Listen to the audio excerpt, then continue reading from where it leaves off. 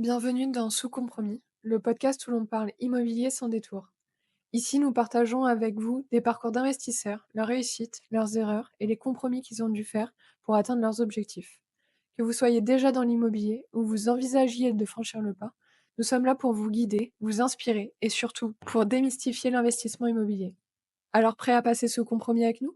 Bonjour à tous et bienvenue dans ce nouvel épisode de Sous Compromis. Aujourd'hui, on accueille Mathias et Théo qui vont nous partager leur expérience en tant qu'investisseurs et nous raconter un petit peu toutes leurs péripéties dans ce beau parcours qui est l'investissement immobilier. Bonjour Ségolène, bonjour Vincent. Bonjour à vous deux. Hello. Et ben on commence du coup. Est-ce que déjà vous voulez bien peut-être vous présenter, nous raconter un petit peu qui vous êtes et puis après parler directement Ouais. peut-être de votre premier investissement et de votre première expérience. Ok. Et ben moi c'est Théo. J'ai une expérience d'investissement locatif qui est assez récente. Voilà, je pourrais en parler un petit peu plus. J'ai investi dans l'immobilier, on va dire, il y a maintenant 4 ans. Ok. Alors moi j'ai une expérience un peu plus ancienne parce que je suis évidemment un petit peu plus vieux. J'ai commencé à investir, alors c'est un peu compliqué parce que j'ai fait un premier investissement qui était une résidence principale où j'ai fait tous mes travaux et en même temps en amont j'ai acheté mon premier investissement locatif à travers mon beau-frère qui lui était agent IMO dans le sud. Donc là, pour le coup, j'y connaissais strictement rien et j'ai acheté mes 3 premiers appartements alors que j'étais un salarié lambda avec un petit salaire au SMIC. Donc ça a été vraiment mon premier investissement. Mais on pourra creuser un petit peu après si vous le souhaitez, parce qu'aujourd'hui, je comptabilise une grosse dizaine, je crois que c'est 13 entre appartements et maisons. Donc avec des achats différents, des achats à revente, des achats en direct, des achats via des agences ou des achats directement au tribunal aux enchères. Ok, bah Donc des super. expériences multiples. Ouais. Et est-ce que vous vous souvenez ce qui a motivé votre premier investissement? Est-ce que vous aviez un objectif particulier? Est-ce que vous aviez déjà peut-être des membres de votre famille qui faisaient de l'investissement immobilier et qui vous a un petit peu poussé à faire de même? Enfin, qu'est-ce qui a motivé votre choix, en tout cas, pour le premier? Alors moi on va dire que je suis débutant. Justement Mathias c'est plus mon mentor dans cette partie. Ok. Donc tu pourras peut-être plus en dire. Ouais, je trouve que c'est une très bonne question parce que faut vraiment se poser la question de pourquoi on veut le faire. Parce que en fonction de pourquoi on veut le faire, c'est ce qui va définir la méthode et la méthodologie de l'investissement. Euh, Moi, ça part d'une passion qui est la pierre. Donc détenir des biens immobiliers, pour moi, ça a vraiment du sens. Et ça a aussi à recontextualiser avec le fait que nos générations, on sait qu'on n'aura pas forcément de retraite. Donc c'est pas forcément pour créer du capital, c'est vraiment pour créer un revenu récurrent qui permettra potentiellement de pallier à des retraites qu'on aura ou qu'on n'aura pas. Probablement pas, mais ça, on va pas rentrer, c'est pas le sujet, on va pas rentrer dans ce débat. Par contre, il y a aussi un autre élément qui est intéressant, c'est qu'on capitalise sans vraiment avoir de moyens et ça nous permet finalement d'acheter des biens qui sont autofinancés par nos locataires. Donc c'est un investissement qui ne demande pas un apport de masse dès le départ, enfin, même pas du tout d'apport si on veut commencer, parce que mes premiers investissements, ils ont été financés à 110% par les banques. C'est plus compliqué aujourd'hui. Ah, la belle époque. Exactement. Par contre, les coûts, aujourd'hui, on a une grosse polémique sur on est à 4, 4,5, 5% de taux d'intérêt. J'ai acheté mes premiers appartements, j'étais à ces taux-là. Donc, on a eu, en tout cas, pour ceux qui ont investi les 5 dernières années, ils ont eu la chance d'avoir des investissements et des emprunts à 1,08, 1,5. Mais il faut partir du principe que c'est pas ça qui doit nous arrêter, en fait. Et du coup, toi, est-ce que tu les as renégociés, ces taux-là? Eh ben non, Non, je suis un non. mauvais élève. Alors c'est un peu compliqué parce que j'ai un parcours qui est vraiment lambda parce que j'ai vraiment commencé dans l'immobilier. Alors j'avais mon beau-frère qui était dedans, mais qui était pas, qui a pas été, qui m'a pas fait faire mon meilleur investissement. Je voulais investir, je voulais acheter des biens immobiliers. J'ai pas vraiment regardé les rentabilités. J'ai eu des travaux à faire derrière, donc ça m'a quand même coûté un peu d'argent. Donc mon premier investissement n'a pas été le plus rentable. C'est pour ça que j'incite tous ceux qui investissent à vraiment se rapprocher de quelqu'un qui a l'expérience, et c'est l'expérience qui fait que tu investiras bien. Pour moi, le nerf de la guerre, c'est l'achat. Si tu achètes bien, tu loueras bien et tu vendras bien si tu as besoin de le vendre demain. Ouais, tu n'auras pas besoin de faire des économies après sur les travaux, sur Exactement. l'ameublement. Ouais. Et Tirer les prix vers le C'est bas. ça. Ouais. Je pense que c'est important de toujours garder quand même ça en tête, où il faut maîtriser ses coûts d'acquisition et ses coûts de travaux qui rentrent dans l'acquisition globale. Parce que c'est la maîtrise de ces coûts qui fera qu'on aura une rentabilité qui sera bonne ou pas. Moi, je me qualifie vraiment d'investisseur un peu opportuniste. C'est-à-dire que je ne vais pas acheter n'importe quoi, je préfère ne pas acheter plutôt que de faire une mauvaise affaire. Aujourd'hui, c'est vraiment ce que je recherche. Alors, le problème, c'est que j'ai été habitué à acheter à des prix qui étaient vraiment bas. Et oui. Donc aujourd'hui, c'est un peu compliqué. C'est pour ça que les enchères, ça peut être des coûts intéressants à les faire. Ouais. Mais pour en revenir à mon premier investissement, ouais, en fait, je pense que faut juste se lancer, savoir pourquoi on le fait. Et puis, de toute façon, on s'améliore parce qu'on peut toujours revendre. Les taux, pour revenir à ta question, je les ai pas renégociés, en tout cas sur mes premiers apparts. J'ai acheté 3 apparts pour commencer. Je les ai achetés en nom propre en plus. Enfin, j'ai fait des conneries de ma vie parce que c'était du non meublé, du nu, appartement nu en nom propre. Enfin, bon, je me suis fait dégommer. Au départ, je gagnais pas bien ma vie, donc aucun problème. J'étais pas trop imposé. Ouais. Surtout que j'avais pas fait beaucoup de travaux. J'en ai fait par la suite. On a refait la toiture. Mais pour en revenir, on peut toujours vendre. Donc, j'ai vendu 2 appartements, ce qui fait que j'en ai un qui est autofinancé aujourd'hui. Plus de problème. Et en fait, pour reprendre un peu le parcours, premier appart, je l'ai acheté en nom propre. Les appartements suivants, je les ai achetés en SCI que j'ai monté moi-même parce que je voulais pas faire appel à un avocat ou un expert comptable, ça coûtait trop cher. Enfin, bon, bref. il faut diviser 400 balles, quoi. C'est ça, exactement. Donc, je les ai achetés à l'impôt sur le revenu, SCI à l'IR, ce qui sert strictement à rien, mis à part à avoir un compte à part pour aller à SCI. Et les derniers, c'est à SCI à l'IS, donc là, il y a un vrai intérêt. Enfin, on pourra rentrer dans le détail si vous le souhaitez, pourquoi je suis passé par là, et puis pourquoi c'est plus intéressant aujourd'hui d'acheter, en tout cas dans mon contexte à l'IS, même si je pense que, alors les lois de finances, on en parlait tout à l'heure, vont sûrement évoluer, mais acheter à l'IR, ça peut être intéressant pour faire du LMNP, par exemple, ou des investissements de ce type-là. Et à l'IS, ce qui est bien, c'est qu'on amortit le bien automatiquement, ce qu'on ne fait pas à l'IR. On vient juste défiscaliser les travaux qu'on va réaliser. Donc voilà pour recontextualiser un petit peu. Et tu investis dans quel secteur? Alors j'ai commencé dans le sud, conneries. Le plus cher. C'est ça. C'est trop cher, la rentabilité locative, elle n'est pas forcément là. Et puis être loin de ces investissements, je trouve que ça peut être un frein, parce qu'on a toujours besoin, enfin si on veut le maîtriser soi-même, et c'est le cas de Théo et moi, c'est qu'on veut garder la main sur nos investissements, donc rentrer nous-mêmes nos locataires. Et puis s'il y a des travaux à faire, vu qu'on est un peu manuel, les faire soi-même, c'est quand même plus intéressant. Ouais, faut se Donc rester dans un giron, C'est c'est chouette. Ouais.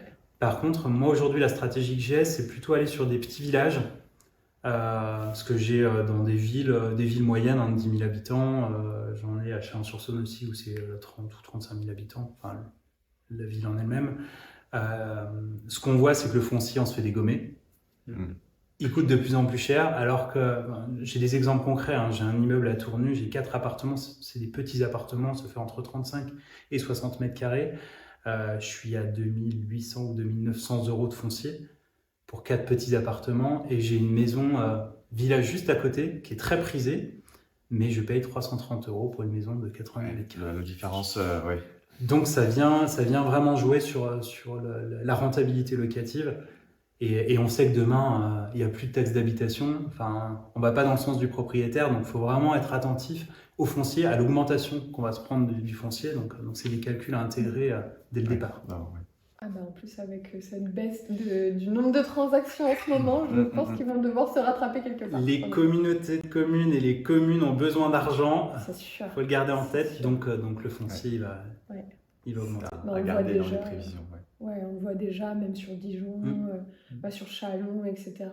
Toutes les communes, là, tous les ans, il y a un petit rattrapage. Ça fait mal. Ça fait Voilà, on mal. le sent passer en tout cas. J'ai pas vu les moyennes, mais je pense qu'en moyenne, on est entre 5 et 10% de hausse. Donc, Il y a certains coins, il y en a qui ont vu carrément des hausses de entre 40 et 70%. Ah alors, ouais. t'imagines si tu Ouais. le mets sur la durée d'investissement en moyen, c'est 20 ans, enfin, une durée d'emprunt, en règle générale, c'est entre 15 et 20. Si tu le mets à la puissance, ça fait mal. Hein. Ouais. Ça fait Surtout mal. si tu le prévois pas. Complètement. T'es Ouais. déjà juste ou à l'équilibre sur les loyers, tes charges, etc. Ah bah tu te prends une hausse comme ça, bah, Exactement. Bah, ton autofinancement, c'est réel aujourd'hui, mais demain, tu n'es il plus est- sûr, quoi. ouais, Mhm. il est plus forcément, ouais, c'est clair. Et du coup, est-ce que tu peux juste dire à peu près à quelle époque c'était, en quelle année tu as commencé et tout ça pour Alors, recontextualiser un petit peu? premier achat, je veux pas dire de bêtises, je crois que c'est 2012 ou 2014 pour les appartements dans le sud. J'ai attendu un petit peu parce que vu que c'était pas un super investissement puis qu'il n'y avait pas énormément de sous, j'ai attendu un petit peu bêtement avant d'acheter. Alors si je peux donner juste un conseil, c'est plus tôt on investit, mieux c'est. Ouais. Franchement, si on peut être à l'école et investir, et c'est pas un frein, je pense qu'il faut y aller. Enfin, Théo en est un exemple concret. Il faut investir le plus vite possible. Et si on génère du cash flow, ce qui est le plus intéressant quand on fait un investissement, en fait, il y a deux types d'investissement. Il y a l'investissement où on veut juste faire un peu de capital et se dire, ok, je vais avoir un appart, c'est bien, hop, je me suffis d'un appart. Et il y a ceux qui veulent vraiment se créer un patrimoine immobilier. Et là, il y a un calcul vraiment à prendre en compte. C'est-à-dire que si on est juste à l'équilibre, c'est bien, c'est déjà super bien. Par contre, c'est limitant pour la suite. Par contre, si on génère du cash flow sur chaque investissement, ça nous permet de réinvestir derrière. C'est ce qui m'a permis aujourd'hui d'avoir un peu plus de patrimoine immobilier. Et Théo, je pense, peut Ouais. parler aussi de... Et du coup, toi, tu as commencé à investir à peu près, avec quel âge, dans quel contexte? Alors moi, j'ai investi pour la première fois du coup, j'avais 25 ans, j'étais en deuxième année de master, donc j'étais encore étudiant, donc sans salaire, sans rien, et j'ai pu quand même investir dans ce premier appartement qui est à Chalon-sur-Saône, grâce aussi au mentorat de Mathias, Ouais. avec son expérience. C'est pour ça qu'il faut être bien entouré quand on investit. Que ce soit avec un expert, une société spécialisée ou un mentor. Ou alors avoir de la bonne formation. Ouais. Ou alors une bonne formation, Exactement. effectivement. Mais faut-il encore en trouver la bonne au regard de beaucoup de bullshit qu'on retrouve sur Internet aujourd'hui. Très peu.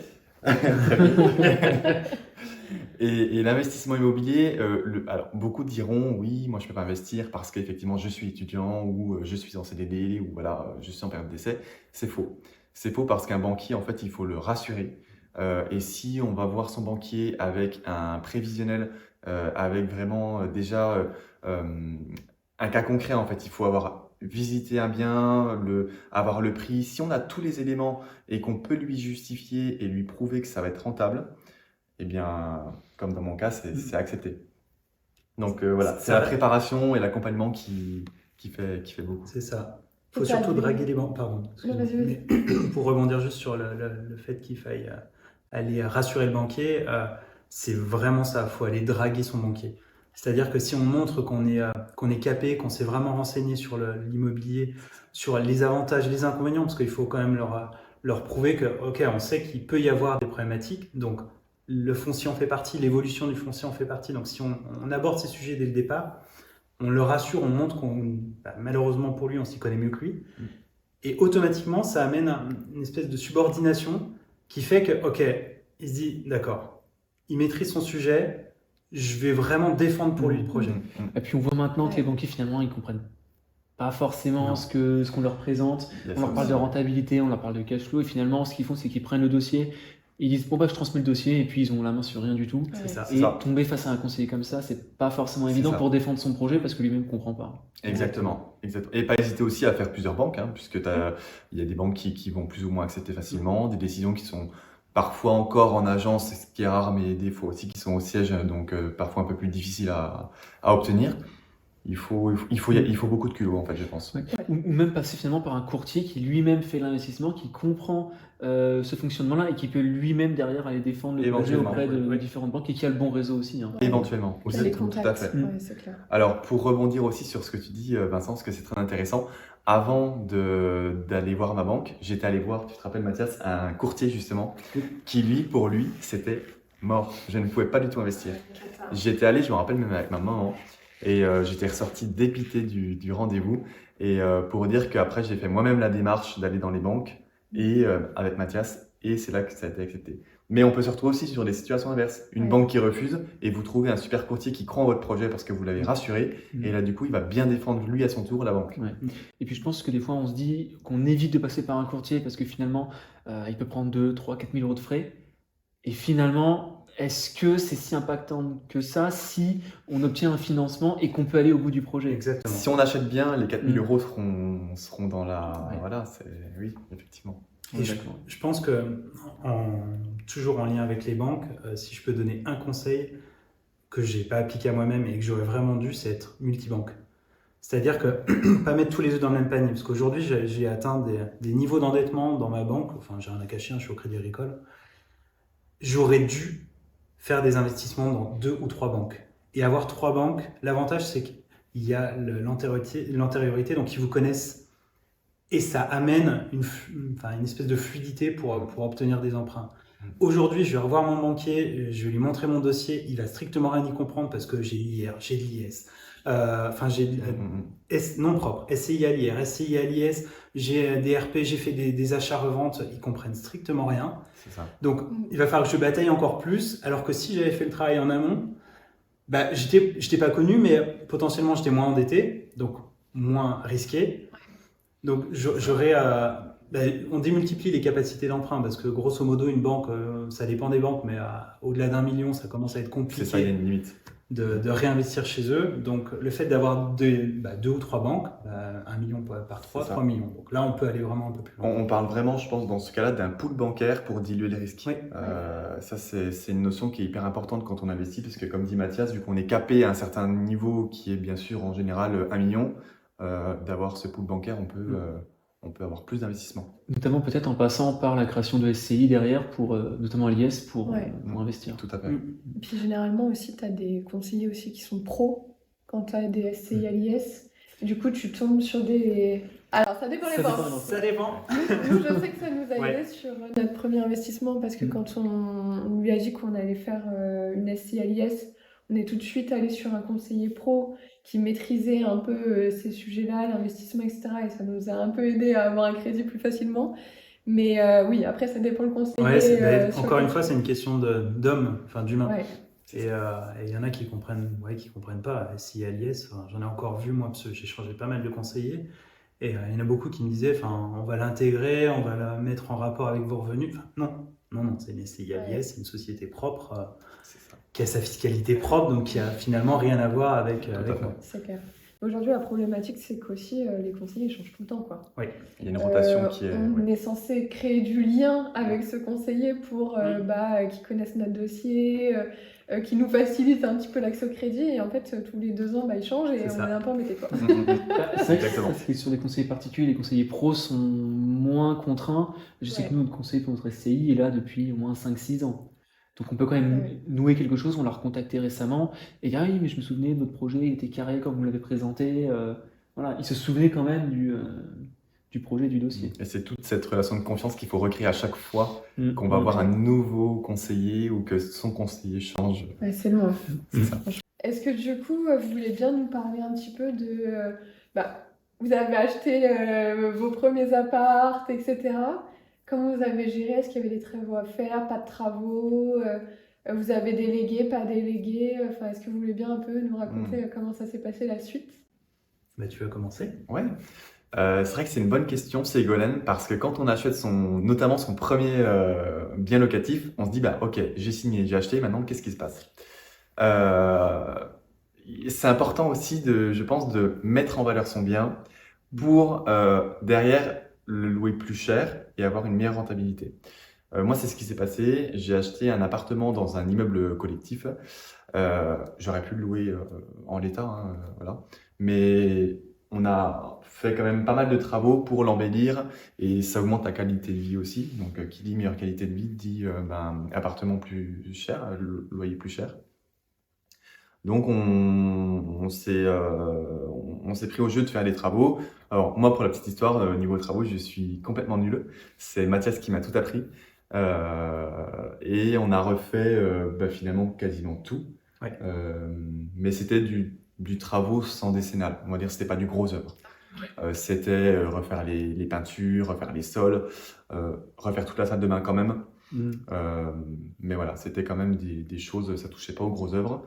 Et là, on a voulu amener une touche un style dans l'appartement. Donc, ça fait un peu un petit boudoir. Donc, on a une déco assez charmante, assez atypique, dans un appartement assez ancien. Donc, voilà, il faut jouer sur les couleurs, sur le mobilier, sur la décoration, puisque c'est un appartement meublé. En courte ou en longue durée? Alors, j'ai commencé en courte durée. Ok. Je me suis vite rendu compte que c'était beaucoup de travail parce que je voulais pas déléguer la gestion locative des locations. Donc, du coup, après, je l'ai mis en longue durée, Ok. ouais, en habitation. Et du coup, tu as fait un net changement au niveau de ta rentabilité? Disons que c'était plus rentable en courte durée parce que je le gérais moi-même, mais c'était pas une solution à long terme. Parce que gérer soi-même ses locations courte durée, c'est juste, ça prend trop de temps. Donc, Entre le ménage, tout, Ah les oui. entrées, les sorties, le linge, tout. Ah ouais. Et c'était vraiment, voilà. Ouais. Donc j'en ai profité en fait de le faire un été où c'était Chalon dans la rue, un festival à Chalon-sur-Saône où les prix des nuits sont hyper hautes. Ouais. Mais c'est ce qui m'a permis de me faire un premier capital Ouais. parce qu'en fait ça c'est un bon conseil aussi. Avant de débloquer le prêt, j'ai fait mes locations saisonnières pour me faire en fait un petit capital sur mon compte Pendant ton différé, c'est ça? pendant mon Ok. différé, ce qui m'a permis d'avoir quelques Réserve. centaines d'euros de réserve au cas où il m'arrivait quelque chose. Et après, j'ai mis en place le prêt et j'avais déjà du coup cette réserve avec mes loyers. Ok. Et tes travaux ont duré à peu près combien de temps? Est-ce que du coup, c'était plus court que ton différé, du coup, si tu as pu déjà le mettre en location, avoir un Oui, petit peu- mais ça a duré quelques mois, ça dure peut-être, je sais pas, 3-4 mois. Ok. Ouais, C'était ça- vraiment du rafraîchissement. Ça dépend des travaux. Et tu les as fait toi-même? T'as délégué à une société? J'ai tout fait sauf la salle de bain. Ok. Qui là, c'était vraiment, pour le coup, il fallait un carreleur, il fallait... Ça demande des compétences quand même assez spécifiques. Voilà. Ok. Et la question des travaux, je trouve que c'est hyper important parce qu'on peut l'avoir de différentes façons. La première des façons, c'est on se dit, ok, s'il y a des travaux, on va déjà pouvoir négocier plus facilement le bien. La deuxième, ce qui est hyper important, c'est qu'on maîtrise tous les fluides. C'est-à-dire que si on refait beaucoup de travaux, ça nous permet de maîtriser, entre guillemets, toute la chaîne de valeur. C'est-à-dire que la plomberie, elle va être neuve. L'électricité, potentiellement, si on la refait, c'est à neuf.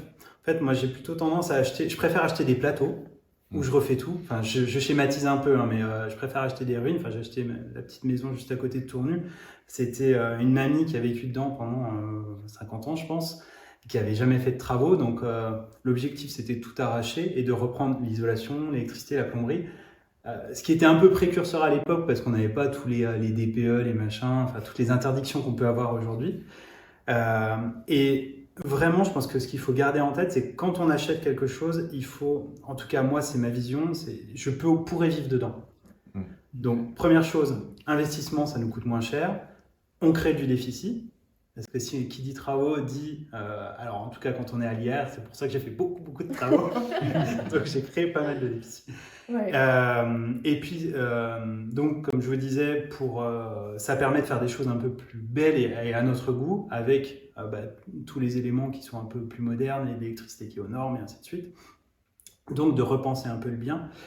Et demain, si on veut vendre quelque chose, parce que faire du basique, c'est bien, mais finalement, on attire les locataires qu'on mérite, entre guillemets. Ouais. C'est un peu dur ce que je vais dire, mais si on fait quelque chose qui n'est pas du tout quali, on attirera des personnes qui seront en lien avec ça. Alors que si on fait quelque chose qui nous ressemble et dans lequel on pourrait vivre, automatiquement, ça met un petit peu en valeur nos locataires. Et on voit aujourd'hui, ce qui se loue bien, c'est quand il y a des cuisines équipées, parce que le bien-être à la maison, il est quand même hyper important. Et demain, l'avantage de faire ça, c'est que si vous avez besoin de trésor ou quoi que ce soit, vous le vendez plus facilement. Ouais, c'est Et cool. plus cher. Et plus cher. Donc Ouais. c'est C'est du valorisé. gagnant-gagnant dans tous les Ça. cas. c'est une valeur ajoutée en plus dans Tout à fait. dans la propriété. Ça coûte un petit peu plus cher au départ. Ouais. Par contre, dans tous les cas, exactement. Et nous, on fait clairement la même chose, que ce soit pour nous ou pour nos clients. Enfin, c'est vrai qu'on est assez clair là-dessus dès le début, on va mettre un peu de budget, mais par contre derrière, c'est sûr qu'on va créer de la valeur, on va avoir une maison ou un appartement qui va être optimisé, qui va pas créer énormément de problèmes par la suite si les travaux sont bien faits. Exactement. Et en plus, des locataires contents qui vont sûrement peut-être rester plus longtemps aussi. C'est ça. Et puis, la revente, une facilité aussi, de la liquidité, et puis potentiellement plus d'acquéreurs aussi potentiels. Hein. Exactement. Et après, on voit en fonction de l'expérience. Moi, j'ai commencé mes premiers apparts, j'ai quasiment tout fait, sauf la plomberie, j'aime pas l'eau, donc j'ai trop peur que ça fuit. Enfin, bon, bref. La galère. L'électricité aussi, parce que ça touche quand même à quelque chose d'un peu dangereux. Le gros œuvre, j'ai jamais fait. Par contre, tout le reste, c'est moi qui faisais. Plus on avance dans le temps et plus on se dit, ok, pour l'investissement locatif, ça coûte plus cher, mais autant faire intervenir des sociétés. Il y a un problème, c'est l'heure décennale qui prend. Donc, je pense que ça dépend du timing dans lequel on investit. Plus on investit tôt, moins on a d'argent. Enfin, malheureusement, c'est la vie de quasiment tout le monde, sauf s'il y en a qui ont la chance de naître riches. Ça n'a pas été mon cas. Non plus. Donc, on commence, on fait beaucoup, on fait très attention à son achat, on va négocier beaucoup plus parce qu'on a moins de capacité d'emprunt. Et c'est là où il faut vraiment garder en tête les investissements suivants. On a tendance à se dire, bon, peut-être que je vais acheter plus cher. Ok, acheter plus cher, c'est pas grave. Par contre, toujours garder en tête la rentabilité locative. Parce que quand on commence à avoir un peu plus de moyens, on se dit, bon, allez, vas-y, on y va, on lâche un peu plus. Sauf que quand on regarde les rentabilités, en fait, la courbe de rentabilité, chez moi, elle fait... la rentabilité ici étant nulle, ou très peu importante, elle fait comme ça, puis elle baisse un peu. Ouais. Parce qu'on baisse un peu la gap, parce qu'on fait moins gap, parce qu'on se dit, bon, allez, on va acheter ça, on va acheter ça, on va acheter ça, puis au final, on dit, ok. J'ai peut-être j'ai mis du beau, mais j'ai mis du trop beau. Ouais. Donc voilà, il faut juste trouver le juste milieu et garder en tête les ratios de rentabilité. Je pense que c'est stratégie numéro 1. Et pourquoi choisir plutôt le fait de faire les travaux toi-même plutôt que déléguer à une société? Parce qu'on sait que typiquement en LMNP, on peut amortir les travaux qu'on fait. Avec le déficit, on peut aussi le déduire. Ouais. Je faisais pas de LMNP. C'est pour ça. Et puis vraiment, je pense au départ, j'étais à l'euro près. Parce que j'avais des enveloppes, on peut en parler, c'est des enveloppes qui sont pas très importantes. Ma petite maison que j'ai achetée il y a, je pense, 8 ans maintenant, j'ai fait un super coup parce que je l'ai payé 26 000 €. Et l'enveloppe globale, ça doit être 90 000. Ce qui est pas beaucoup, mais pour des premiers investissements, quand t'as pas beaucoup t'as pas beaucoup de revenus, c'est plus difficile à les justifier et puis les loyers étaient moins importants que maintenant. L'avantage que j'ai, c'est qu'aujourd'hui elle vaut le double parce qu'elle est finie, parce que le marché il a cru et mes locations, je fais qu'augmenter mes locations tous les ans et dès que j'ai des départs de locataires, les locations elles explosent quoi. Ouais, Et à chaque fois qu'on met en location, c'est affolant. il n'y a plus C'est affolant. campagne, C'est ça. ville. Il y a une tension locative qui est tellement incroyable que les loyers augmentent. Ouais, c'est clair. Ouais. De toute façon, il y a là en plus dans cette crise un peu immobilière, quand on voit les mensualités que ça fait de prêts pour acheter des maisons ou certains biens immobiliers, les personnes préfèrent se rabattre aussi sur de la location le temps que le marché revienne un peu à la normale. Exactement. Et sont prêts de toute façon à louer plus cher parce que finalement ils veulent de la qualité, ils veulent pas partir de là où ils habitent pour pire. Donc ils sont prêts à mettre les moyens aussi. Exactement. Et on voit, il y a de plus en plus de stats qui sortent qui disent, et des stats quand même sérieuses, je crois que c'est les Échos ou je sais plus quoi, un canard de ce type-là, qui disait qu'aujourd'hui, il fallait vraiment être locataire plutôt que propriétaire. Donc c'est vraiment, on change un peu le mindset et la tendance, les gens veulent rester propriétaires parce qu'on sait que le français aime la pierre. Par contre, quand on voit les contraintes que c'est d'être propriétaire, c'est un parcours du combattant. C'est pour ça qu'il faut vraiment prendre en compte l'achat qui est hyper important, l'évolution et la projection des coûts de demain. Et c'est important ce que tu dis parce que dans nos activités immobilières, on s'est rendu compte que les néo-investisseurs, beaucoup, les jeunes qui investissent, ils sont locataires de leur résidence principale et ils investissent dans le locatif en plus à côté. Ça, c'est une très bonne stratégie. Ouais. On voit souvent ça chez les jeunes à Paris ou dans les grandes villes. Nous, on avait fait ça. capacité Ah bah, d'emprunt. ouais. elle On a Mais, commencé comme ça. ouais. Ouais. Bah, en fait, de toute façon, c'est simple, on ne pouvait pas acheter d'appartement là où on vivait, dans la ville où on vivait. Voilà. Enfin, l'appart qu'on louait, il coûtait à peu près, aller à l'acquisition entre 500 et 550 000 Ouais. euros. Déjà, on avait un taux d'endettement là qui allait exploser. Et en plus de ça, on s'est dit, mais si on achète ailleurs, on en achète 2-3 Ouais. pour ce prix-là, en fait. Ouais. Et quand on a vu un peu ce que ça pouvait nous rapporter ailleurs, et qu'on était quand même plutôt bien locataire, voilà, une petite fuite up, on appelle l'agence et l'agence, elle règle le problème. Ou pas? Ou pas. Mais, en tout cas, c'est pas nous qui avons payé. Et ben en fait, on a vite fait le choix de se dire, bah, on va rester locataire là où on est, parce qu'on est très bien. Et par contre, on va aller investir ailleurs et C'est ça. on va aller mettre notre apport ailleurs. C'est ça, exactement. C'est pour ça que le choix de l'emplacement de l'investissement est très important. Elle est primordiale. Ouais. Ouais. Alors après, aujourd'hui, on a quand même l'impression que finalement, peu importe où on va être, on peut aller chercher une cible de locataire qui va être présente. Après, à voir la qualité du locataire dans certains coins, aussi, ça va être ça le risque. Ouais, mais après, il y a tellement. Enfin, je vois des apparts à Tournu. Tournu, c'est pas réputé pour être super quali en termes de qualité de locataire.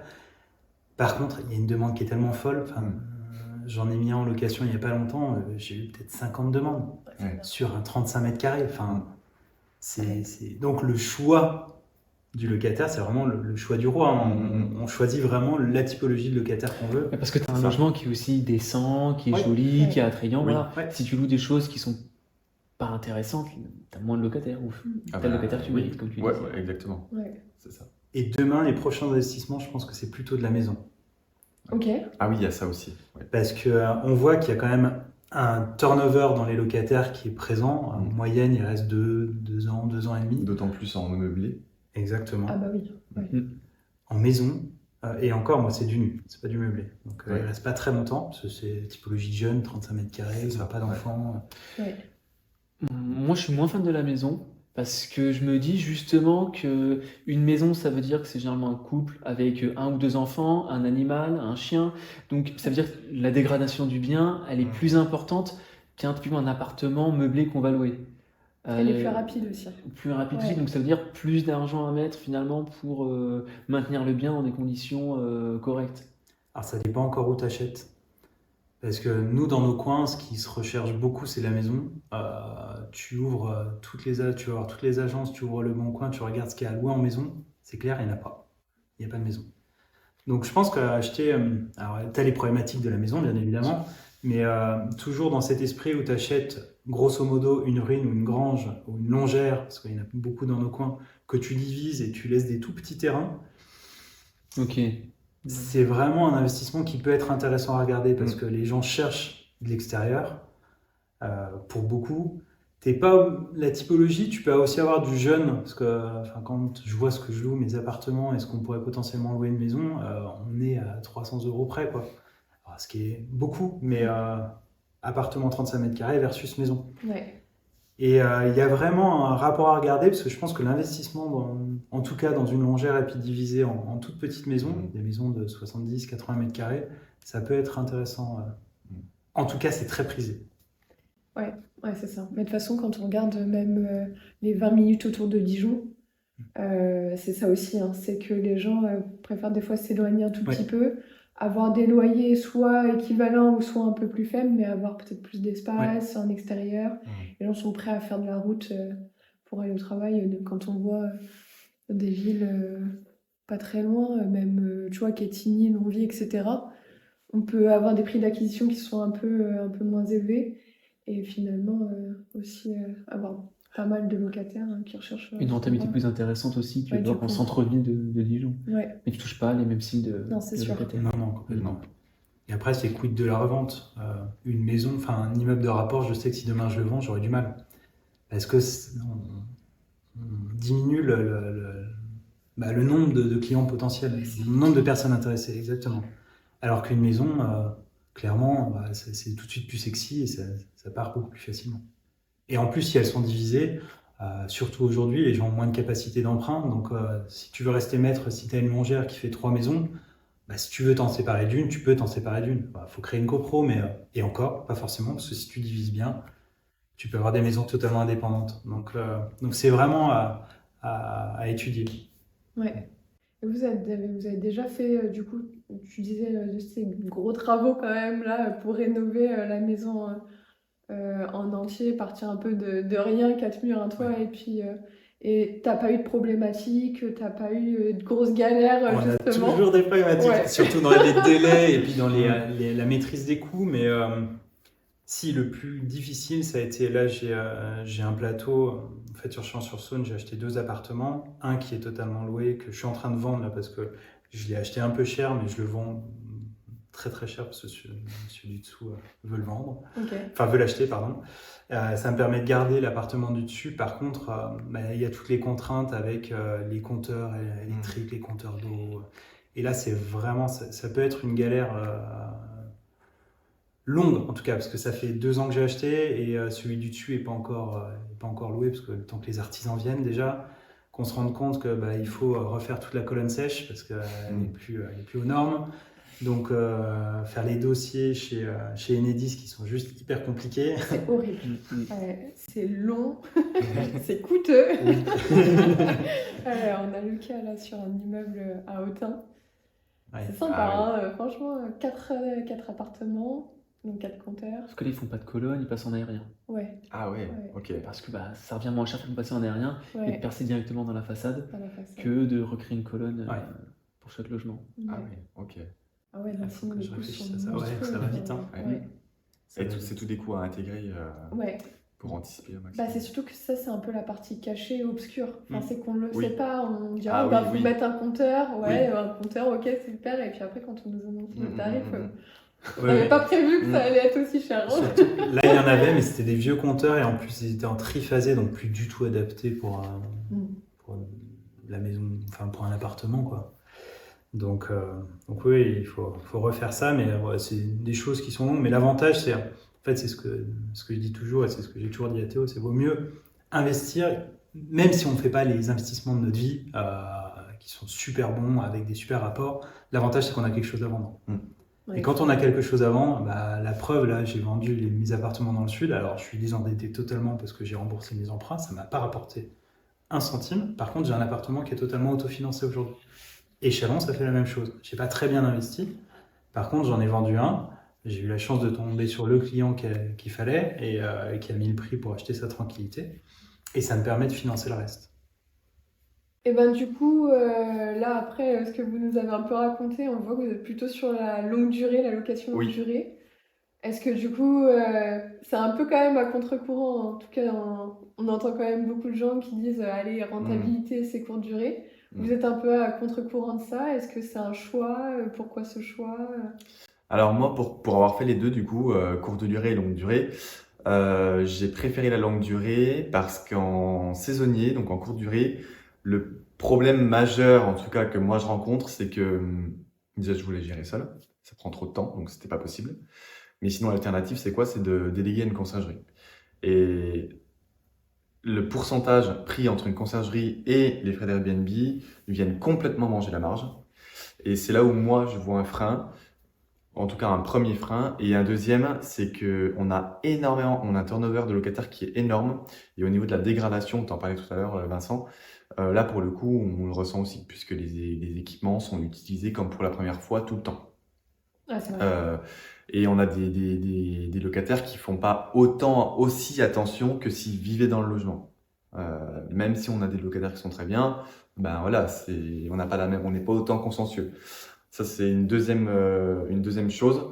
Et puis après aussi, ça dépend, je pense, saisonnier ou pas saisonnier, ça va dépendre aussi du régime fiscal sur lequel on se met. Et chacun ira là où ça sera le plus rentable en fonction de sa TMI, en fonction de plein de choses. Ouais, puis ça dépend de la ville aussi, peut-être. Aussi Ouais, parce aussi, qu'effectivement, il y a ouais. des villes qui interdisent, déjà, il faut avoir l'accord de louer en Ouais. courte durée. Donc, il y a ça aussi. Puis il y a des villes qui sont quand même peut-être moins touristiques, ou en tout cas qui ont plus Oui. une période et une saisonnalité qui fait qu'on n'est pas rempli toute l'année, que bien aussi, il peut, par exemple, tout l'hiver, rester C'est un ça. mois quasiment sans être occupé. Et C'est ça. pas le feu non plus. Et aussi, une troisième chose, c'est la prix des nuitées. Je vois par exemple une petite ville comme Chalon-sur-Saône, c'est rentable. Mais une ville comme Dijon, où l'offre de Airbnb explose, et ben en fait, on vient avoir une prix de la nuitée qui est vachement baissée et pour lequel il vaut limite mieux faire de la longue durée puisque la recette à la fin du mois sera égale pour moins de contraintes. Ouais, c'est vrai. Ouais, je pense que ça dépend. Il faut regarder déjà au départ, parce que l'investissement n'est pas le même et les endroits, tu le disais très bien, où on va investir ne seront pas les mêmes. Donc déjà, l'investissement initial est plus important pour faire du Airbnb parce qu'il faut aller taper dans des villes où il y a quand même un passage important et où il n'y a pas trop d'offres Airbnb. Donc trouver le juste rapport, c'est compliqué. Parce que quand on voit à Chalon, c'est bien, ça se loue bien. Par contre, quand on voit le nombre, la progression du nombre de Airbnb, c'est hyper complexe. C'est énorme. Enfin, il y en a de plus en plus. Ouais. De plus en plus. Dijon, c'est bien, mais c'est intouchable en prix. Donc, le rapport rentabilité et ennui dégagé par la gestion de son Airbnb, si on ne fait pas déléguer, bien évidemment, parce que si on fait déléguer à une conciergerie, bien évidemment, ça vient impacter le rendement du bien. Donc, moi, je suis parti du principe, en fait, que je ne veux pas m'embêter dans mes investissements. Une fois que j'ai mis mes locataires, je ne veux plus rien avoir à faire. Donc, ce n'est pas la même typologie d'investissement. Et aujourd'hui, on le voit, je mets en location, en une journée, c'est loué. Donc, l'impact, ça vient... J'ai quand même on a des activités professionnelles. On ne peut pas se permettre de perdre du temps à aller... faire le ménage, prendre le temps, gérer les petits bobos de Madame Michu qui est rentrée dans ton appartement et où il manque une fourchette. Enfin, ça, vraiment, ça me gonflerait. Donc, c'est vraiment très personnel, la raison pour laquelle je suis passé plutôt sur la location longue durée. Et je trouve que ça a du sens parce qu'aujourd'hui, il y a quand même une pénurie de logements. Si on fait tous du Airbnb, clairement, on loge plus personne. Donc moi, ça m'arrange qu'il y ait beaucoup de Airbnb parce que ça amène une tension locative qui fait que mes loyers sont en augmentation constante. Et je redonne un peu du sens en disant, voilà, je mets de la location annuelle, ça m'embête moins et ça rentre dans un schéma plus classique de mise en location d'un bien particulier, d'un bien d'investissement. Aujourd'hui, il y a pas mal de personnes qui mettent aussi leurs biens en courte durée parce qu'ils se disent que ça minimise les risques d'impayés. Comment toi, tu gères ces risques d'impayés? Est-ce que tu passes par des garanties de loyer impayé que proposent certaines assurances? Ou alors tu prends des garants physiques ou des cautions bancaires? Alors encore une fois, c'est l'expérience qui fait que j'ai évolué. Au départ, je prenais que des garants, ce qui m'a entraîné. Enfin, j'ai comme tout investisseur eu des impayés, des galères. Enfin, j'ai vu des trucs un peu fous, quoi. Aujourd'hui, je privilégie Visal dans la mesure du possible. J'ai un impayé actuellement dans mon immeuble à Tournu. Ça fait 2 ans qu'elle ne paye plus. Elle est partie. Je ne sais pas où elle est introuvable. Les huissiers lui courent après, personne ne la trouve. Par contre, j'ai eu Visal et tous les mois, je suis payé. Je fais ma déclaration. 5 jours après, j'ai le virement sur mon compte. Frais d'expulsion fait par Visal, frais d'avocat et ainsi de suite. Tout est géré par l'État. Ça, c'est vraiment une garantie que si elle peut être intégrée dans votre logement, enfin, si les locataires sont éligibles, c'est génial. Mais ce qui est fou, c'est que personne ne la connaît. Non. Ouais. Donc, je ne sais pas si toi tu te rends compte quand tu fais visiter, mais sur la partie gestion log, c'est extrêmement compliqué. On a même des locataires qui nous disent oui, mais il y a certains propriétaires qui ne veulent pas du tout Visal. Ah ouais? C'est complètement lunaire comme réponse. C'est parce qu'ils comprennent pas, ils savent pas ce que c'est. Ouais, mais je crois que personne ne comprend et on est obligé de faire la pédagogie à la place de l'État pour expliquer le concept de cette garantie parce que vraiment, personne ne la comprend, quoi. Personne, déjà, il y a, je pense, plus de la moitié des locataires qui n'ont jamais entendu parler de cette garantie, de cette possibilité, quoi. Ouais, c'est récurrent. C'est pour ça que je la demande de prime abord. S'ils n'ont pas, je leur envoie le lien pour faire le dossier. En tout cas, dans les petits appartes.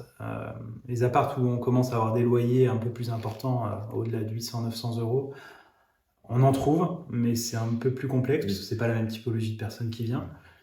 Et auquel cas, si j'ai pas de garantie Visal et que je sens bien la personne, ça sera GLI, donc garantie loyer impayé, automatique. Okay. Aujourd'hui, c'est indispensable. Oui, la question des loyers impayés en location longue durée, finalement, si on se couvre, il n'y a pas de risque. Mm. Et qui plus est, même la garantie loyer impayé ou même Visal couvre aussi la dégradation. Donc en fait, Ouais. il y a c'est des fou, moyens. hein. Franchement, c'est Il y a pour des ça que moyens. Visal, c'est Ah mais incroyable. Visal, ça m'aurait sauvé la Ouais. vie sur beaucoup de Ouais. cas. Après, Visa, il y a quand même certaines, je dirais pas contraintes, mais pour les locataires, il y a certaines conditions d'accès plutôt. C'est des étudiants ou des jeunes actifs de moins de 30 ans. Donc effectivement, sur des typologies de biens qui sont du T3, du T4 ou de la petite maison, on a peut-être tendance à avoir des locataires qui sont plus âgés et du coup, ils sont plus éligibles à la garantie Visa. Donc dans ce cas-là, il vaut mieux aller chercher de la garantie loyer impayé. Mais je pense qu'il faut vraiment pas la mettre de côté, celle-ci. Parce qu'on se dit, oui, c'est un coût c'est de l'ordre de 15 ou 20 euros par mois.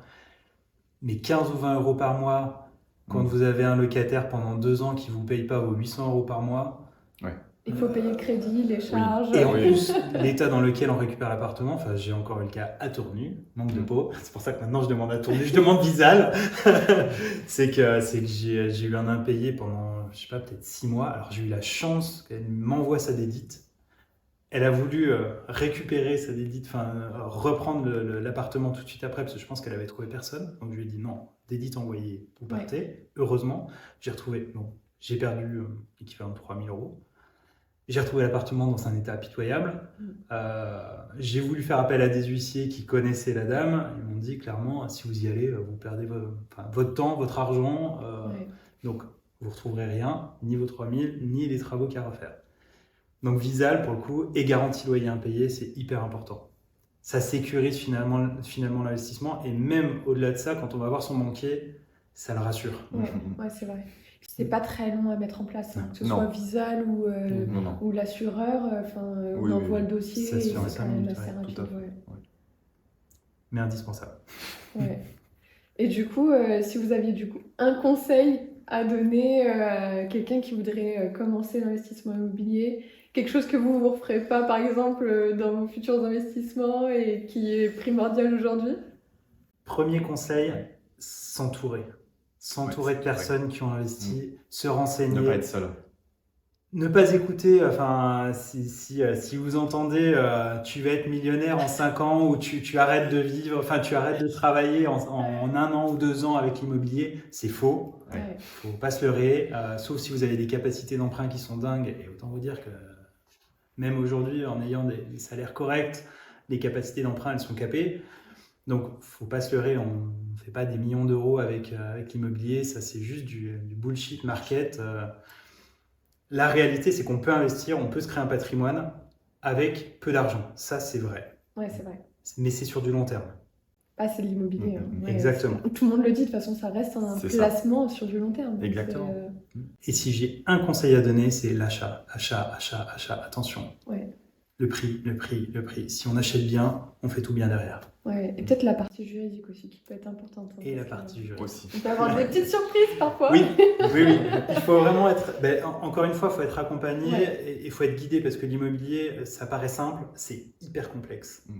Parce que c'est adapté en fonction de sa situation personnelle, en fonction de l'évolution des lois. Et autant vous dire qu'en France, C'est ça. l'immobilier, c'est pas. Voilà, on est un peu les reclus du gouvernement français. J'ai l'impression qu'ils n'aiment pas les propriétaires bailleurs.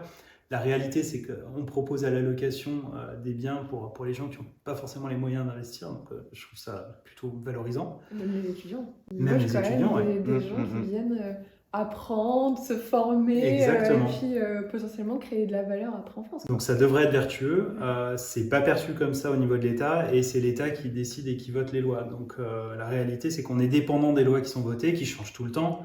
Donc il faut vraiment faire attention à ça parce qu'on peut être vite border et qui dit border dit potentiellement rattrapage derrière. Donc, Sur tout point, fiscalité, juridique. Exactement. Ah oui. Donc bien s'accompagner. Ouais. Ok. Et toi, tu aurais peut-être un conseil à donner à Théo pour quelqu'un qui voudrait peut-être reproduire un peu le même type d'investissement que toi? Globalement, je rejoins Mathias sur son conseil. Après, le conseil ultime, c'est ça, c'est ne pas être seul et bien préparer son dossier de financement. Voilà. Ouais. On en trouve sur Internet des dossiers à présenter à son conseiller. Voilà. Pas y aller les mains vides, sans avoir rien visité ou autre. Déjà se faire son petit chemin et montrer à son conseiller qu'on a déjà été curieux de la chose et pas arriver avec une page blanche.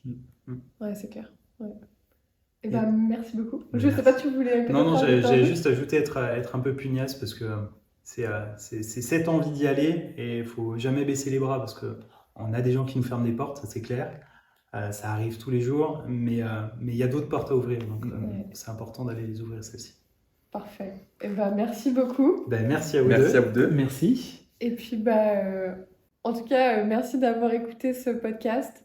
Et puis, cet épisode de podcast. On se retrouve très bientôt pour un nouvel épisode sous compromis.